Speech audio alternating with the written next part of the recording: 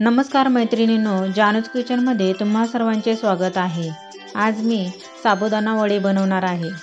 या पद्धतीने जर तुम्ही साबुदाणे वडे बनवले तर तेलात एकही साबुदाणा वडा फुटणार नाही आणि खाण्यासाठी खूपच कुरकुरीत लागतो। तर असा साबुदाणा वडा बनवण्यासाठी व्हिडिओ पूर्ण पहा आणि चॅनलला सबस्क्राइब करा। चला रेसिपीला सुरुवात करूयात। साबुदाणा वडे बनवण्यासाठी 200 ग्रॅम साबुदाणा भिजवून घेतलेला आहे। आता हा साबुदाणा मिक्सरमधून 2 सेकंदच फिरवून घ्यायचा आहे। येथे तुम्ही पाहू शकता अशा पद्धतीने हा 2च सेकंद फिरवून घेतलेला आहे। त्यामुळे हा फक्त असा थोडासा चिकट होतो, त्यामुळे हा मिक्सरमधून फिरवून घ्यायचा आहे। त्यानंतर येथे 2 छोटे बटाटे उकडून घेतलेले आहेत। आता हे उकडलेले बटाटे मॅशरने मॅश करून घ्यायचे आहेत। जर तुमच्याकडे मॅशर नसेल तर हाताने कुस्करून घ्या आणि त्यानंतर त्यामध्ये भिजवलेला साबुदाणा त्यामध्ये घालायचा आहे। त्यानंतर एक छोटी वाटी शेंगदाण्याचा कूट टाकायचा आहे। बारीक चिरलेली हिरवी मिरची टाकायची आहे आणि चवीनुसार मीठ टाकायचं आहे आणि आता हे सर्व एकत्र करून घ्यायचं आहे। जर तुम्ही उपवासाला कोथिंबीर जिरी खात असाल तर तेही टाकलं तरी चालेल। त्यानंतर हे असं छान असं एकत्र करून घ्यायचं आहे। मी येथे साबुदाणा मिक्सरमधून फिरवून का घेतला तर 1 ते 2 सेकंद जर साबुदाणा मिक्सरमधून फिरवून घेतला तर एकही वडा तेलामध्ये फुटत नाही आणि खाण्यासाठी खूपच कुरकुरीत होतो। त्यामुळे 1 ते 2 सेकंदच साबुदाणा हा मिक्सरमधून फिरवून घ्यायचा आहे।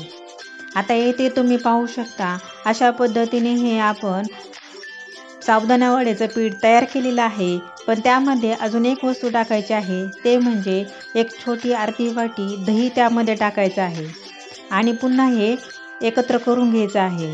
दह्यामुळे वड्यांना खूपच छान टेस्ट येते, त्यामुळे दही हे आवर्जून टाकायचं आहे। आता तुम्ही येथे पाहू शकता आता हे आपले साबुदाणा वड्याचं पीठ तयार झालेलं आहे। आता याचे वडे बनवून घ्यायचे आहेत। त्यासाठी आधी हाताला थोडेसे पाणी लावायचे आहे। त्यानंतर यातील थोडंसं पीठ घेऊन याचे वडे बनवायचे आहेत। दोन्ही हाताच्या साहाय्याने असं गोलाकार फिरवून त्यानंतर मध्ये थोडंसं दाबून हा वडा तयार करायचा आहे। तुम्ही येथे पाहू शकता अशा पद्धतीने हे साबुदाणा वडे बनवून घ्यायचे आहेत। मी येथे सर्व वडे बनवून घेतलेले आहेत। आता हे आपण तळून घेऊयात। वडे तळण्यासाठी तेल कढईमध्ये गरम करायला ठेवलेलं आहे। तेल कडकडीत गरम झाले की त्यामध्ये वडे तळण्यासाठी सोडायचे आहेत। जर कमी तेल गरम केले आणि त्यामध्ये वडे तळण्यासाठी ठेवले तर वडे कढईला चिटकतात आणि तेलामध्ये वडे फुटतात। त्यामुळे वडे सोडण्यापूर्वी तेल चांगलं तापून घ्यायचं आहे आणि त्यानंतरच त्यामध्ये वडे तळण्यासाठी सोडायचे आहेत। येथे मी वडे तळण्यासाठी ठेवलेले आहेत। आता येथे तुम्ही पाहू शकता कढईला वडा अजिबात चिटकलेला नाही आहे आणि सहज तो निघतो आणि आता हा दुसऱ्या बाजूने देखील तळून घ्यायचा आहे। थोडेसे असे लालसर होईपर्यंत तळून घ्यायचे आहेत। येथे तुम्ही पाहू शकता वडे छान असे तळले गेलेले आहेत। आता हे आपण काढून घेऊयात आणि राहिलेले वडे तळून घेऊयात। तर अशा पद्धतीने हे वडे तळून घ्यायचे आहेत। तुम्ही येथे पाहू शकता किती मस्त असे साबुदाणा वडे तयार झालेले आहेत। खूपच कुरकुरीत असे वडे तयार झालेले आहेत। तर ही रेसिपी तुम्ही नक्की करा आणि तुम्हाला ही रेसिपी आवडली असेल तर कमेंट करून नक्की सांगा। व्हिडिओला लाईक शेअर करा आणि अशा छान छान रेसिपीज पाहण्यासाठी चॅनलला सबस्क्राइब करा। धन्यवाद।